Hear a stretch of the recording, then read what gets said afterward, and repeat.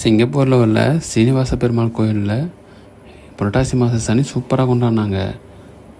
கோயிலுக்குள்ளே போய் சாமியை தரிசனம் பண்ணுறதுக்கு மிக நீண்ட வரிசையில் நிற்க வேண்டியதாக போயிடுச்சு.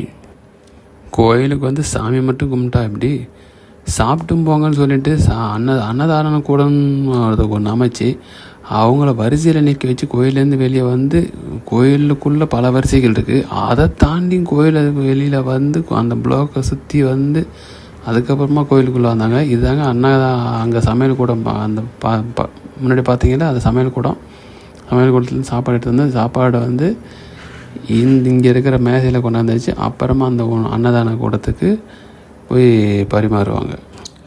இந்த சாப்பாடை பரிமாறுறதுக்கு நூற்றுக்கணக்கான தொண்டு ஊழியர்களும் நியமிச்சிருந்தாங்க. அவங்க அருமையாக செஞ்சுருந்தாங்க.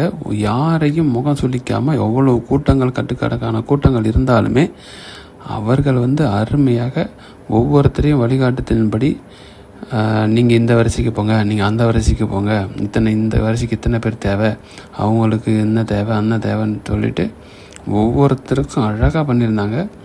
உண்மையிலே அங்கே பங்கு பெற்றவங்களுக்கும் அந்த கோயில் நிர்வாகத்துக்கும் ஏற்பாட்டு குழுவினருக்கும் உண்மையில் மனமார்ந்த பாராட்டுகள் தெரிவிச்சுக்கிறோங்க.